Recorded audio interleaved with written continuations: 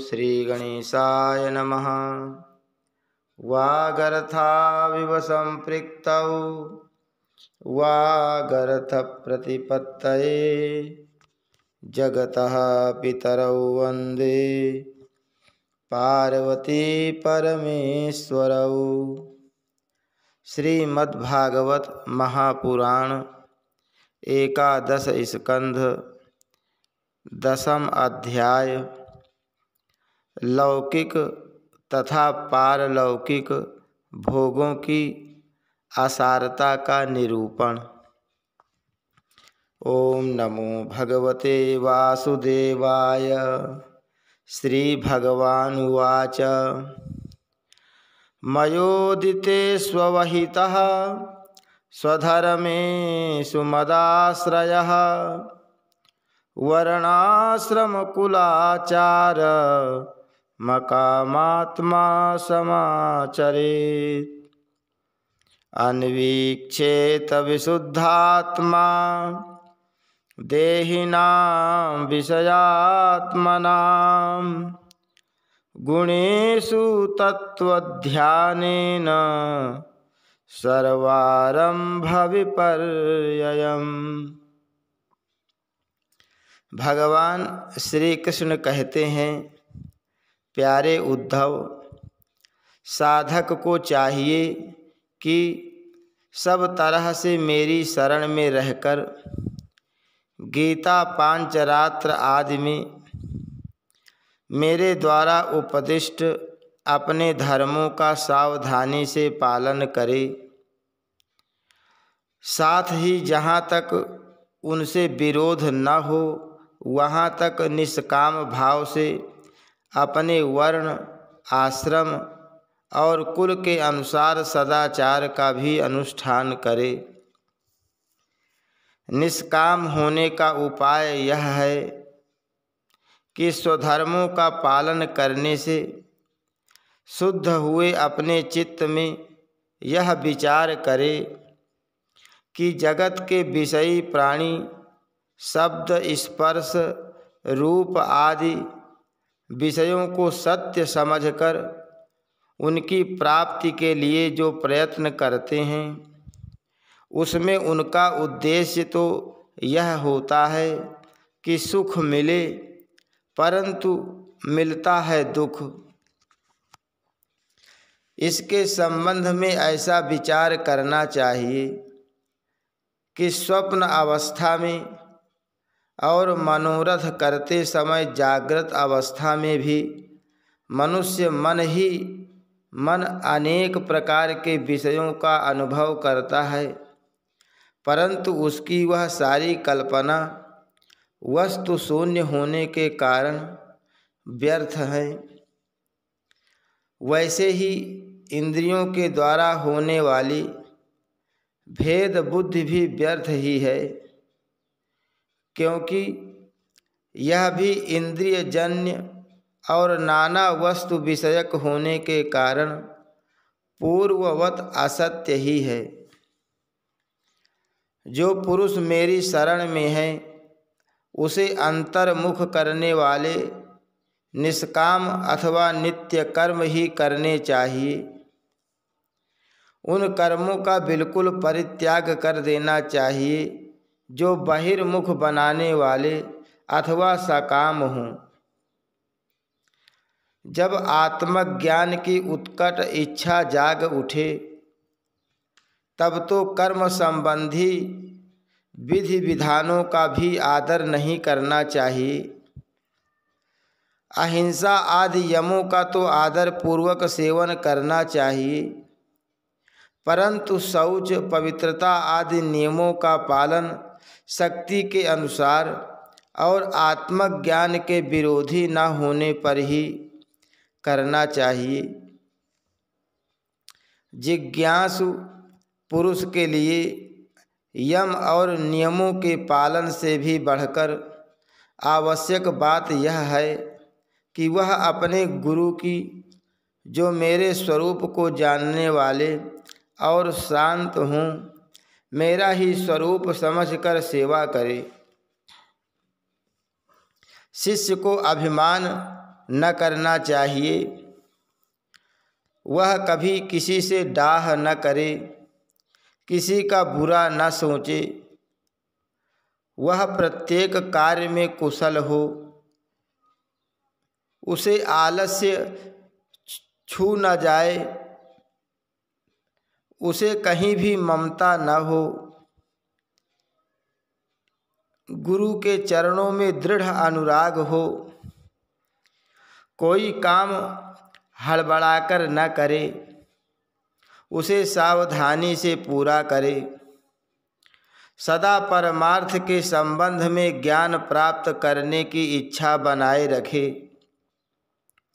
किसी के गुणों में दोष न निकाले और व्यर्थ की बात न करे।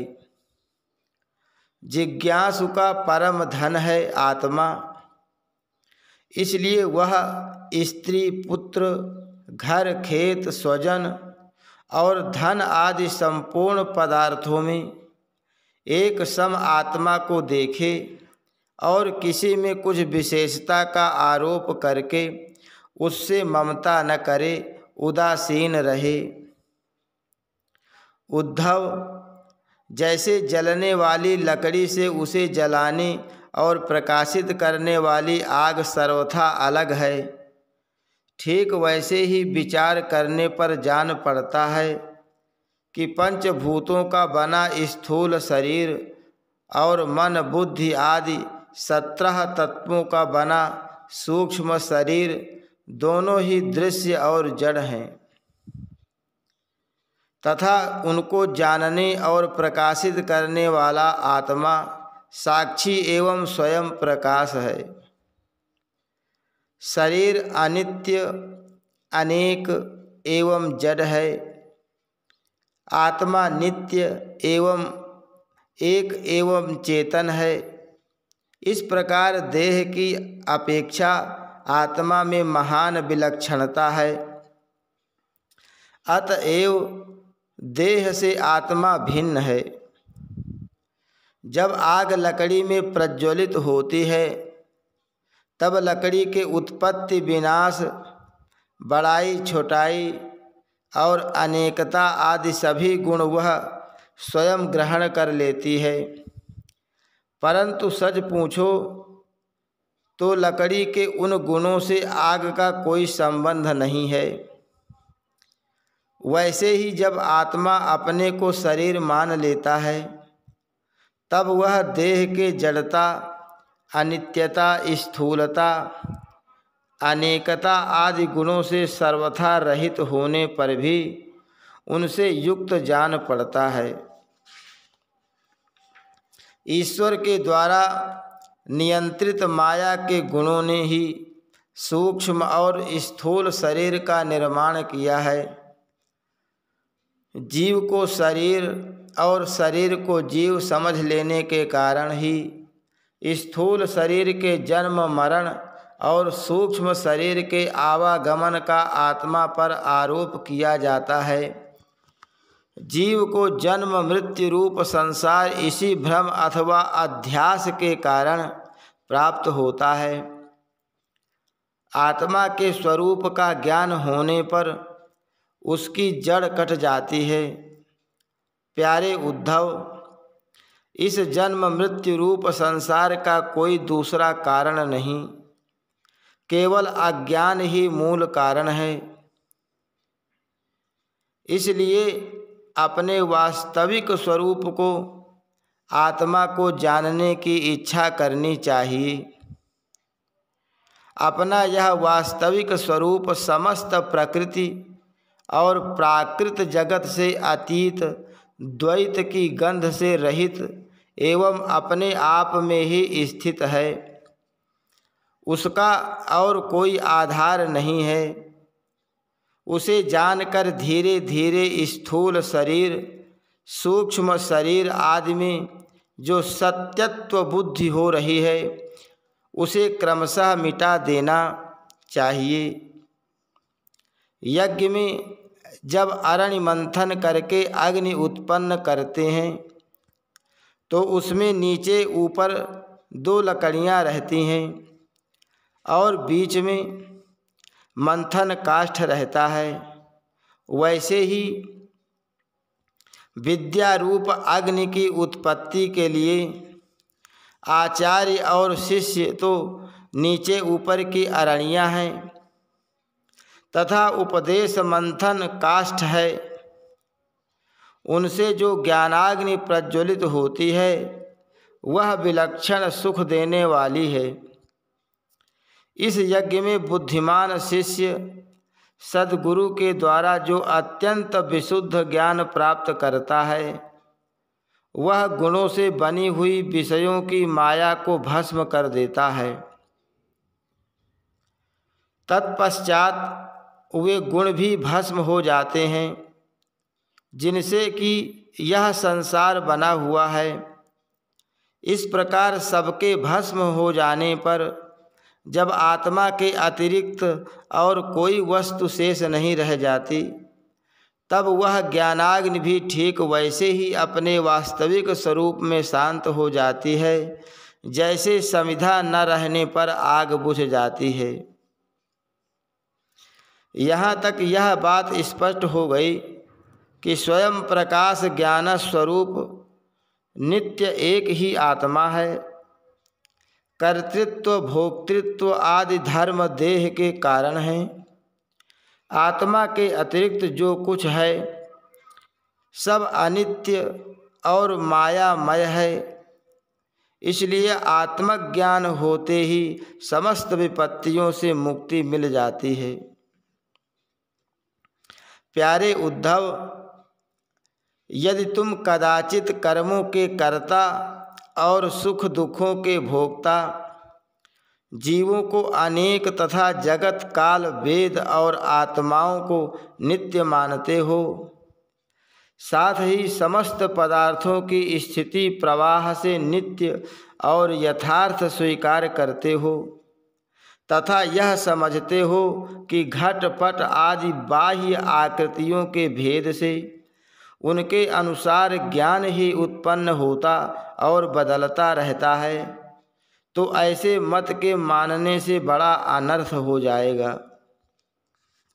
क्योंकि इस प्रकार जगत के कर्ता आत्मा की नित्य सत्ता और जन्म मृत्यु के चक्कर में मुक्ति भी सिद्ध न हो सकेगी। यदि कदाचित ऐसा स्वीकार भी कर लिया जाए तो देह और संवत्सरादि कालावयवों के संबंध से होने वाली जीवों की जन्म मरण आदि अवस्थाएं भी नित्य होने के कारण दूर न हो सकेंगी। क्योंकि तुम देहादि पदार्थ और काल की नित्यता स्वीकार करते हो। इसके सिवा यहाँ भी कर्मों का कर्ता तथा सुख दुख का भोक्ता जीव परतंत्र ही दिखाई देता है। यदि वह स्वतंत्र हो तो दुख का फल क्यों भोगना चाहेगा। इस प्रकार सुख भोग की समस्या सुलझ जाने पर भी दुख भोग की समस्या तो उलझी ही रहेगी। अतः इस मत के अनुसार जीव को कभी मुक्ति या स्वतंत्रता प्राप्त न हो सकेगी। जब जीव स्वरूपतः परतंत्र है, विवश है, तब तो स्वार्थ या परमार्थ कोई भी उसका सेवन न करेगा। अर्थात वह स्वार्थ और परमार्थ दोनों से ही वंचित रह जाएगा। यदि यह कहा जाए कि जो भली भांति कर्म करना जानते हैं वे सुखी रहते हैं और जो नहीं जानते उन्हें दुख भोगना पड़ता है, तो यह कहना भी ठीक नहीं। क्योंकि ऐसा देखा जाता है कि बड़े बड़े कर्म कुशल विद्वानों को भी कुछ सुख नहीं मिलता और मूढ़ों का भी कभी दुख से पाला नहीं पड़ता। इसलिए जो लोग अपनी बुद्धि या कर्म से सुख पाने का घमंड करते हैं उनका वह अभिमान व्यर्थ है। यदि यह स्वीकार कर लिया जाए कि वे लोग सुख की प्राप्ति और दुख के नाश का ठीक ठीक उपाय जानते हैं, तो भी यह तो मानना ही पड़ेगा कि उन्हें भी ऐसे उपाय का पता नहीं है जिससे मृत्यु उनके ऊपर कोई प्रभाव न डाल सके और वे कभी मरे ही नहीं। जब मृत्यु उनके सिर पर नाच रही है, तब ऐसी कौन सी भोग सामग्री या भोग कामना है जो उन्हें सुखी कर सके। भला जिस मनुष्य को फांसी पर लटकाने के लिए वधस्थान पर ले जाया जा रहा है, उसे क्या फूल, चंदन, स्त्री आदि पदार्थ संतुष्ट कर सकते हैं? कदापि नहीं। अतः पूर्वोक्त मत मानने वालों की दृष्टि से न सुख ही सिद्ध होगा और न जीव का कुछ पुरुषार्थ ही रहेगा। प्यारे उद्धव, लौकिक सुख के समान पारलौकिक सुख भी दोष युक्त ही है, क्योंकि वहाँ भी बराबरी वालों से होड़ चलती है। अधिक सुख भोगने वालों के प्रति असूया होती है, उनके गुणों में दोष निकाला जाता है और छोटों से घृणा होती है। प्रतिदिन पुण्य क्षीण होने के साथ ही वहाँ के सुख भी क्षय के निकट पहुँचते रहते हैं और एक दिन नष्ट हो जाते हैं। वहाँ की कामना पूर्ण होने में भी यजमान, ऋत्विज और कर्म आदि की त्रुटियों के कारण बड़े बड़े विघ्नों की संभावना रहती है। जैसे हरी भरी खेती भी अतिवृष्टि अनावृष्टि के कारण नष्ट हो जाती है, वैसे ही स्वर्ग भी प्राप्त होते होते विघ्नों के कारण नहीं मिल पाता। यदि यज्ञ यागादि धर्म बिना किसी विघ्न के पूरा हो जाए, तो उसके द्वारा जो स्वर्गादि लोक मिलते हैं, उनकी प्राप्ति का प्रकार मैं बतलाता हूँ, सुनो। यज्ञ करने वाला पुरुष यज्ञों के द्वारा देवताओं की आराधना करके स्वर्ग में जाता है और वहाँ अपने पुण्य कर्मों के द्वारा उपार्जित दिव्य भोगों को देवताओं के समान भोगता है। उसे उसके पुण्यों के अनुसार एक चमकीला विमान मिलता है और वह उस पर सवार होकर सुर सुंदरियों के साथ विहार करता है। गंधर्वगण उसके गुणों का गान करते हैं और उसके रूप लावण्य को देखकर दूसरों का मन लुभा जाता है। उसका विमान वह जहाँ ले जाना चाहता है वहीं चला जाता है और उसकी घंटियाँ घन घनाकर दिशाओं को गुंजारित करती हैं। वह अप्सराओं के साथ नंदनवन आदि देवताओं की विहार स्थलियों में क्रीड़ाएं करते करते इतना बेसुध हो जाता है कि उसे इस बात का पता ही नहीं चलता कि अब मेरे पुण्य समाप्त हो जाएंगे और मैं यहाँ से ढकेल दिया जाऊँगा। जब तक उसके पुण्य शेष रहते हैं, तब तक वह स्वर्ग में चैन की वंशी बजाता रहता है, परंतु पुण्य क्षीण होते ही इच्छा न हो रहने पर भी उसे नीचे गिरना पड़ता है, क्योंकि काल की चाल ही ऐसी है। यदि कोई मनुष्य दुष्टों की संगति में पड़कर अधर्म परायण हो जाए, अपनी इंद्रियों के वश में होकर मनमानी करने लगे, लोभवश दाने दाने में कृपणता करने लगे, लंपट हो जाए अथवा प्राणियों को सताने लगे और विधि विरुद्ध पशुओं की बलि देकर भूत और प्रेतों की उपासना में लग जाए, तब तो वह पशुओं से भी गया बीता हो जाता है और अवश्य ही नरक में जाता है। उसे अंत में घोर अंधकार, स्वार्थ और परमार्थ से रहित अज्ञान में ही भटकना पड़ता है। जितने भी सकाम और बहिर्मुख करने वाले कर्म हैं, उनका फल दुख ही है।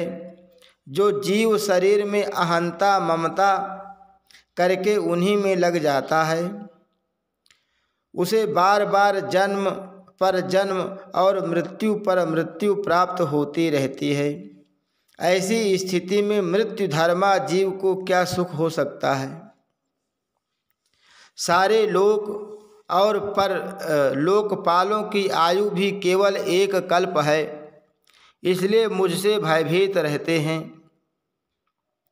औरों की तो बात ही क्या, स्वयं ब्रह्मा भी मुझसे भयभीत रहते हैं, क्योंकि उनकी आयु भी काल से सीमित केवल 2 परार्ध है, सत्व रज और तम। ये तीनों गुण इंद्रियों को उनके कर्मों में प्रेरित करते हैं और इंद्रियां कर्म करती हैं।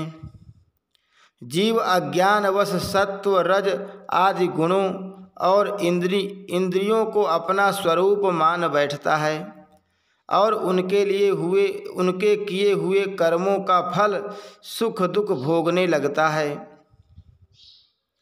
जब तक गुणों की विषमता है, अर्थात शरीर आदि में मैं और मेरेपन का अभिमान है, तभी तक आत्मा के एकत्व की अनुभूति नहीं होती। वह अनेक जान पड़ता है और जब तक आत्मा की अनेकता है, तब तक तो उन्हें काल अथवा कर्म किसी के अधीन रहना ही पड़ेगा। जब तक परतंत्रता है, तब तक ईश्वर से भय बना ही रहता है। जो मैं और मेरेपन के भाव से ग्रस्त रहकर आत्मा की अनेकता, परतंत्रता आदि मानते हैं और वैराग्य न ग्रहण करके बहिर्मुख करने वाले कर्मों का ही सेवन करते रहते हैं, उन्हें शोक और मोह की प्राप्ति होती है। प्यारे उद्धव, जब माया के गुणों में क्षोभ होता है, तब मुझ आत्मा को ही काल, जीव, वेद, लोक, स्वभाव और धर्म आदि अनेक नामों से निरूपण करने लगते हैं। ये सब मायामय है। वास्तविक सत्य मैं आत्मा ही हूँ। उद्धव जी ने पूछा, भगवन, यह जीव देह आदि रूप गुणों में ही रह रहा है, फिर देह से होने वाले कर्मों या सुख दुख आदि रूप फलों में क्यों नहीं बंधता है? अथवा यह आत्मा गुणों से निर्लिप्त है, देह आदि के संपर्क से सर्वथा रहित है, फिर इसे बंधन की प्राप्ति कैसे होती है? बद्ध अथवा मुक्त पुरुष कैसा बर्ताव करता है? वह कैसे विहार करता है? या वह किन लक्षणों से पहचाना जाता है? कैसे भोजन करता है और मल त्याग आदि कैसे करता है? कैसे सोता है, कैसे बैठता है और कैसे चलता है? हे अच्युत, प्रश्न का मर्म जानने वालों में आप श्रेष्ठ हैं, इसलिए आप मेरे इस प्रश्न का उत्तर दीजिए। एक ही आत्मा अनादि गुणों के संसर्ग से नित्यबद्ध भी मालूम पड़ता है और असंग होने के कारण नित्य मुक्त भी। इस बात को लेकर मुझे भ्रम हो रहा है। हरि शरणम। श्री कृष्णार्पणमस्तु।